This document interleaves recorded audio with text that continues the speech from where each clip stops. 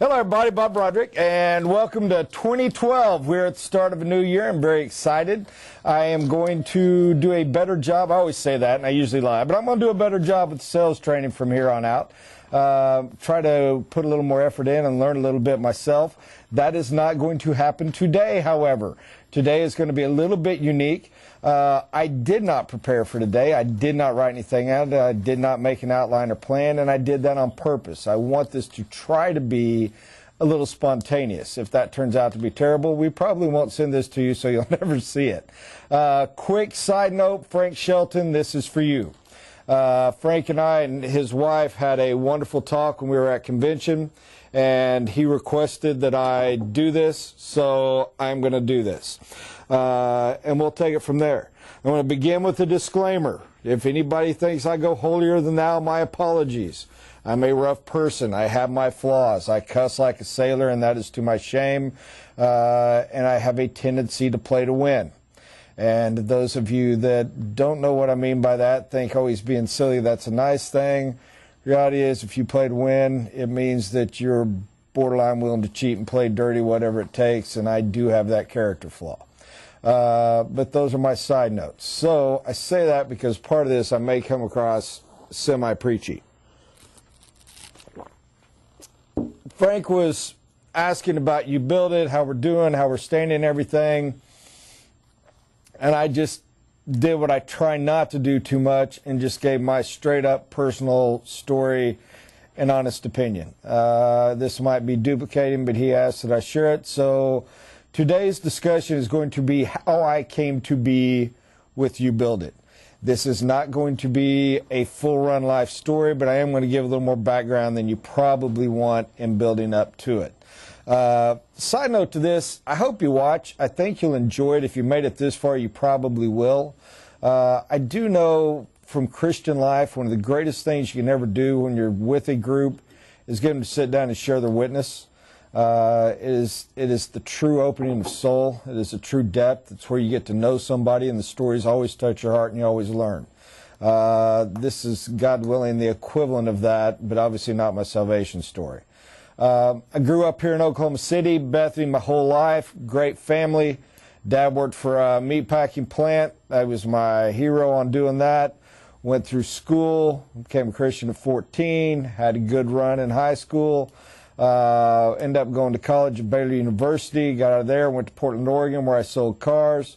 Had some phenomenal teachers there. They didn't intend to be teachers, but they were.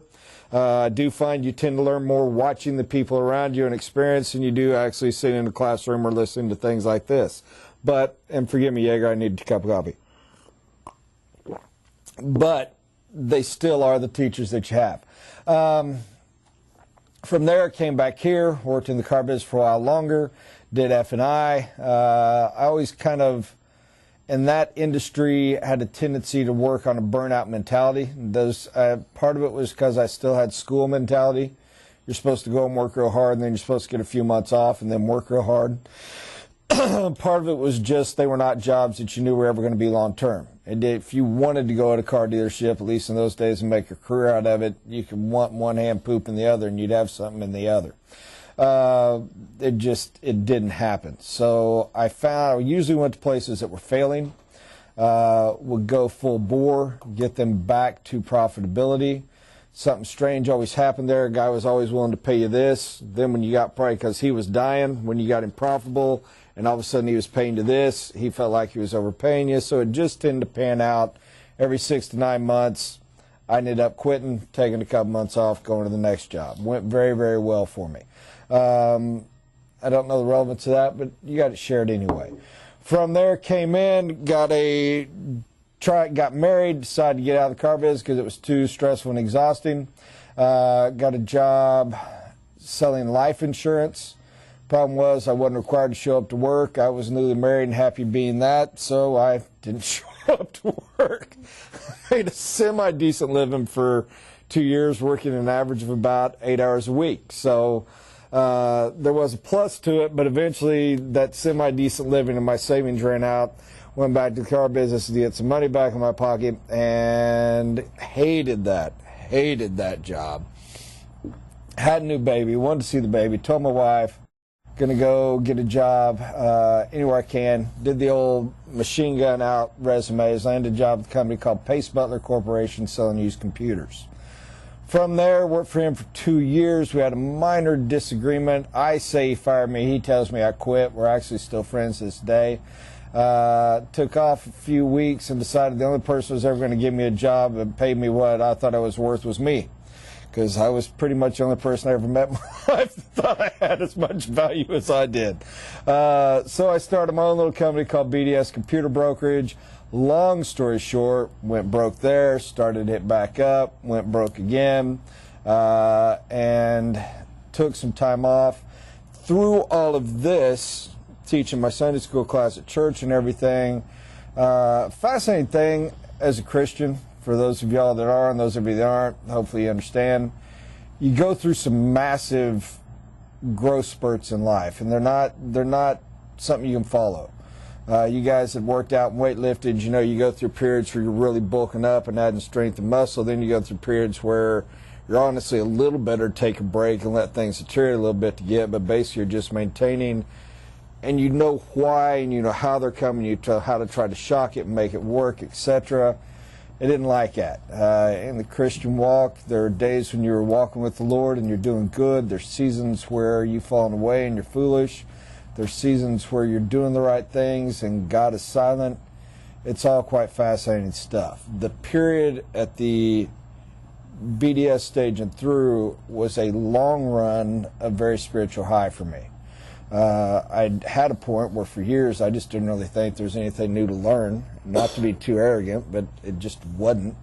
And I got blessed with finding there was. And it was in a different path than I had ever thought I would. So I'd achieved a level of being in faith that I had never even thought was potential before. Again, apologies, Jaeger. From that end, when BDS folded, I didn't worry about it. I'd come to realize that regardless of how hard I worked or how much I tried to provide or how much effort I put into anything, I had no say over it. It did not matter how perfectly I plowed the field, planted the crops, fertilized, watered, and everything else.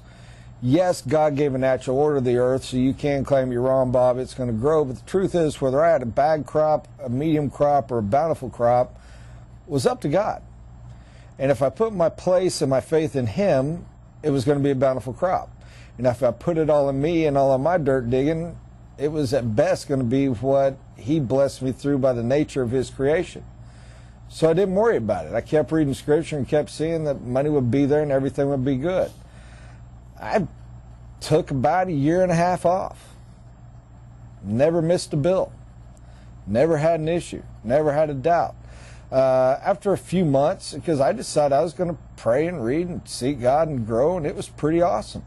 Worked at the church a lot, had a lot of fun doing other things. Wife decided that she'd always wanted to flip houses. I said, go for it. She took some cash I had set aside, went and bought a little house. I took a side job. I started remodeling this little house, and I feel so guilty because it was such a terrible quality job, but did the best I knew how of what I had. And we sold it, and you know, I think we had 70 grand in it. We made about 30 grand, and we went and bought another one and did that. It was fun. I mean, I got up in the morning when I wanted to get up, had a great quiet time, went and worked on this house, went and picked the kids up after school, went home and had some fun, read a lot, everything else, and we're going, and it's cool. But we're sitting there and, you know, sold that one. I think we made like 50 grand, and then we did another one, and I'm at the other one, and there's some things going to church, which is really cool. Got a new pastor, and there's a whole lot here I'm going to pass over people, I promise you. And I'm sitting there one day and having a really great prayer time at this house. And I mean, it's shredded, sheetrock torn down. I'm sitting on a stairway with no carpet, no banister, and still having a good time. Got my cup of coffee, my Bible, my newspaper, and I'm praying, and it's one of those really neat times where you literally hear God's voice. And He says, I want you to go be, well, I don't want to overstate it. It wasn't disobedient. It wasn't like Jonah being set. It was just take the job as youth pastor of the church. And so I was like, man, I said I'd never do that again. But I was like, you need to pursue this. So I'm sitting here praying about this and having a good time. And while I'm doing so, my phone rings. Having never had discussion, never offered, nothing else. We didn't, we're just, do we need somebody to do the job? My pastor calls me and says, Bob, I've been thinking and praying about this. I want you to take over the youth group at the church. Which is always one of those really cool, wow, confirmation, faith things. And I said, let me think about it, let me call my wife. So I call my wife, and I sound like I'm dogging her. My wife's one of the most amazing, beautiful faith people in the world. This was a path she needed to take for her faith. And she said no. You are not putting yourself in those politics again. You're too obstinate a person. You don't bend the knee easily. No. And she also said, and I'm making very long story short, as we go through this over a period of a few weeks, she pretty much said, I don't like the stress, I don't like working, I don't like these houses, we're not getting ahead, all we're doing is maintaining. I'm like, that's okay, it's fine. I'm not going to go too much here because I don't want to sound like I'm knocking her, and if you met her today, you'd be like, I don't believe that was ever true, and it wouldn't be true today. But didn't really want to go that path. And I said, okay. God is not going to give me something that he did not give her. This was meant to take us somewhere else, so it's cool. And she looks at me one day and says, you need to go get another job. This is not happening for me. And I said, all right, I don't know what to do. Well, I'm sitting there in Sunday school talking with some of the folks in my class. And one of them looks and goes, Bob, my wife went to work for Express Personnel. And he said, and if I had to do over again, that opportunity was there you're looking at, I'd buy an Express Personnel franchise. He said, that is just, it's phenomenal. Those guys make a couple $100,000 a year. It's a neat little job. It's just a little gold mine. I said, okay, I'll look into it. So I pray about it and I look into it and everything lines out and looks perfect. Talk to the guys, and while I'm not deep personally feeling this, I do feel the Spirit telling me this is the path to be walking and to be taking. So I take this path, I send in my application, I get approved. They tell me there's 3 locations I could have. One of them is Allen, Texas. Wife is from that part of the country, so we decided, okay, let's not tell the kids, let's just make a vacation out of it. We go down to Galveston, spend a few days. We're going to swing up to San Antonio via Allen, Texas, go through there. Like the town just fine, pray about it, feel we're still at least traveling the path. I'll be real honest, there was a part of me that was kind of, there's a question here, but it does feel the right way, and I'm going to trust you, God, and I'm going to keep going that way.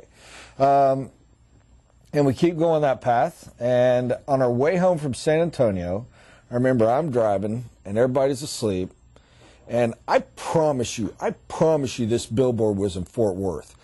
But everybody swears to me it couldn't have been in Fort Worth. It had to have been in Austin or San Antonio or somewhere. Those of y'all still in the industry understand what I'm saying because we didn't have an office in Fort Worth at the time. But I see a billboard for You Build It.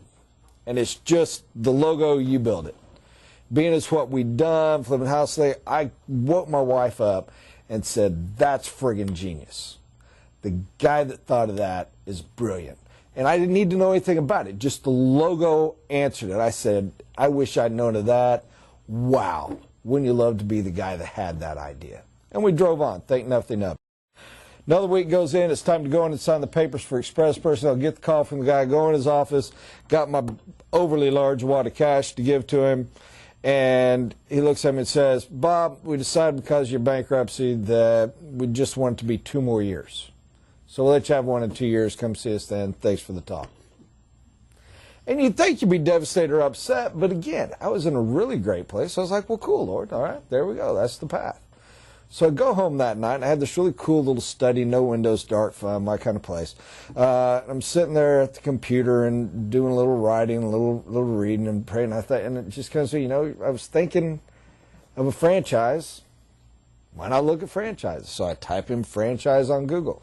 Pulls up some stuff. One section's construction. I said I sure did have a good time doing those houses and things. Pull that up. And danged if they're in the You Build It logo. And I click on that, and You Build It pulls up. And this was even clearer than the other. I promise you, before I even send in the note for information, God told me, this is the path you've been taking to get here.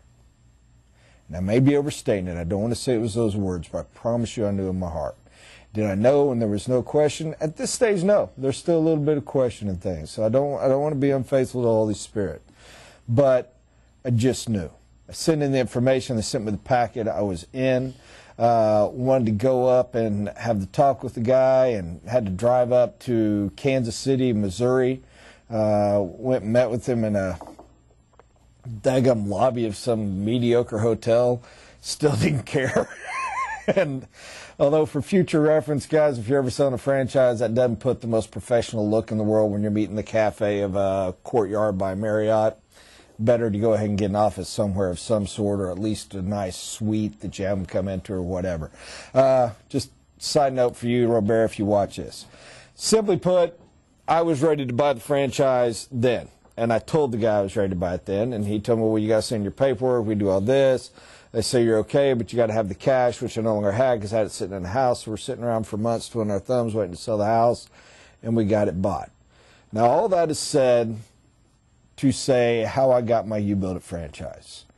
Robert Raditz and I like to joke about the fact that, you know, it's kind of funny because we bought it at the peak. We didn't know we bought it at the peak. We thought we bought it on the climb up to Mount Everest that was never going to end. Unfortunately, we bought it when it had already crested the top of the mountain and was heading downhill.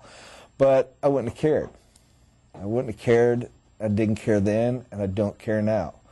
A lot of folks get frustrated with me. They're like, why, you know, you're arrogant, you're blah, blah, blah. I'm not arrogant, guys. I'm really not. I mean, I am a bit of a jerk, and I do tend to be a little bit cocky. But about this, I'm not. And I say that because of this fact. God did not send me to You Build It to fail. God did not place me at You Build It because He didn't have a purpose. When I meet my clients and I sell them this, I'm not just selling them a system. I'm not just selling them a house. I know for a fact, in faith, I was meant to help them. There are good people. Some of them are Christians and some are not. God did not ask me to judge them and decide who is worthy. He asked me to share this blessing. And that blessing is a blessing to their lives. Every client I have, I expect to bless their life. I have to, I want to, I need to, and the great thing is I do. Some it's financial. Some it's getting what they want. Some it's just guiding them through and giving them confidence and being able to find out they can do things in life. I promise you some of them, it's just a matter of getting to meet me or getting to meet Harmony or one of the other guys and have somebody for the first time in years that listened to them and counseled them and gave them a little bit of understanding. I'm amazed how little of that there is in life. But I was meant to love those people, and I was meant to sell You Build It and to put it out there. It is that great a system. It is that great a service. You name me anything else you know that truly can bless somebody's life in the way we do outside of the gospel of Jesus Christ and salvation. And I am in no way setting this above that, but I am putting it as far as the blessing and opportunity I have in my life to do so. I also, and I may be cocky, but I'll be cocky with this one all the way to heaven, brother. God ain't going to put me here to fail. He did not give me this. He did not tell me to do it. He did not have my back to fail. And here's the weird thing. It's that classic Christian escape hatch. If He does, it's for a reason. If the good Lord looks at me at some point and says, great, you did this job, well done, servant, it's time for the next one, praise His name, let's get on the next boat and let's go there. But that is not yet today. When the opportunity came to buy You Build It corporate, it was stressful as heck. And I remember sitting with Mike in a hotel room in Seattle and having a long prayer session and debating it. And I'd love to tell you that I was told to buy corporate, but I wasn't. The only thing my spirit heard was, it's okay. Not don't buy it, not do buy it, it's okay. Things change, mission change, but it's okay. But as I looked into it and thought through it more, I'd be all right. I could pass, and I'm still going to have Oklahoma City, and I'm still going to do the mission I was called to. But I did feel that if I was willing to put forth the effort, willing to make the stretch and the sacrifice, there was an opportunity to take it farther. Now, do I expect any of you franchisees or anybody else to have this same mentality towards the work you do? No, I don't. Your path is your path. God may have called you, He may not. You may do it the same way we do. You may do it better than us. You may do it different. Can I promise you, because the good Lord called me to this, that you're going to succeed and you're going to make it? I cannot. That was not your calling. That was mine. But I say to you this, I'm not the only one. I've talked with Frank. I've talked with Mike. I've talked with Robert. I've talked to Jennifer, Robert Raditz's wife. I've talked to a number of you guys out there. And I think this goes back to Chuck Warner, the founder of the company, who, by the way, keeps his Christianity relatively quiet, but if you ever meet with him, he's a pretty daggum neat, godly man. There's a lot of y'all out there that God called you to this. And I want you to have faith in that. And I want you to trust in that. And was this possibly a self-serving talk? Yes, it probably was. Is there anything good in it? I don't know. Does it help you to know what my path was? Maybe. I wish I'd made it a lot more flowery, a little bit less about history and a lot more about the depth of faith and everything else. I would have gotten too emotional and too TV preachery. Maybe that would have been the better thing in archives, but it doesn't really, I don't know. Maybe that's my embarrassment coming through, and I apologize if it did. But guys, we got the greatest product out there. We have a product that gives people something phenomenal. If we treat it right, if we respect it right, if we let the service be what it's supposed to be. We don't try to manipulate it, we don't try to take from it, we don't try to do anything else. We're blessed and blessed exceptionally, and our clients are even more so. Are they all going to be happy? Don't be silly. I got a great marriage. I got an amazing wife. If we're happy every day, I'd be lying to you. Sorry about spitting. But that doesn't mean that she's not one of the greatest women ever. It doesn't mean we don't have a great marriage. It just means there's bumps and headaches in the road, and we're fallible as well. But it is a wicked cool system. It is an amazing opportunity. And I promise you this. I'm going to go Old Testament, Jewish on you, Promised Land, God's people, whatever. I believe this. I believe you build it is a form of God's chosen people. I know for a fact God has loved me my whole life and chosen me and gave me this opportunity. Am I worthy of that? Can I overly claim that? Probably not, but you know what? I read that New Testament, and Jesus Christ and His blood was shed so that I didn't have to be worthy. I had to claim that and do my best to reside in Him. Do I do that every day? No. Not perfectly. Do I do that every day? Yes. Do I do it to the best of my ability every day? No. And that's to my shame. But as long as we hold faithful, and as long as we hold true, and we don't defame the name, we are blessed. We will be held. We will succeed. And I tell you that, and I hope you're still watching. I hope you hold on to this. Because, guys, if you're having a bad day, if you're in one of the markets that's struggling, if things are tough, stop this and take a moment and praise. And I mean it from my heart. Praise God that you are here and you have this opportunity, and know that the good Lord has your back and you will be okay. I do not know what form it will take. I cannot promise you that after this prayer of sales coming in, but you praise God for what you have, and you know He has your back. And you know this. Please hear me on this. It is not your job. Your job is to love Him, walk with Him, praise Him. Your job is to do the very best you can, to serve your client, to get the word out there, to make sure you're letting people know that you're even there and exist. Don't try to look at God and say, you got to force the people in the door. You do your side. I promise you, He will do His. You will be protected. You will be paid for. You will succeed. I promise you that. Do your job. Let God do His. Let us be what we are, and we will do amazing things. Sorry for the self-serving. next time I will do my best to try to teach a little bit about what I know that maybe some you can use, some you can't on sales. Love you guys. Appreciate you. God bless.